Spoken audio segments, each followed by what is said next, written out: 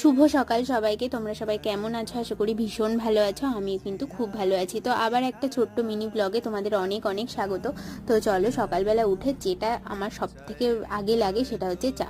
Fresh হয়ে নিয়েছি, বাইরে একটু গাছপালাগুলো দেখে নিলাম, দেখে এসে একটু চা বসিয়ে দিয়েছিলাম, সবার জন্যই করছি। তো এই চাটা খেয়ে এবার ফ্রেশ হয়ে এবার স্নান টান করে পুজো দিয়ে যেতে হবে একটু ডাক্তারের কাছে।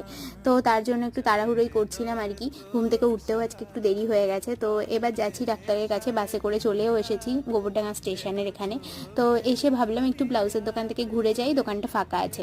এসে একটু ব্লাউজ দেখছিলাম, কিন্তু আমার খুব একটা পছন্দ হলো না। তো তারপর এই যে ডাক্তার দেখিয়ে এবার যাব বাড়ির দিকে। পেটে তো ছুঁচো ডন দিচ্ছে, খুবই খিদে পেয়েছে। দেখি বাড়ি গিয়ে মা কি রান্না করেছে।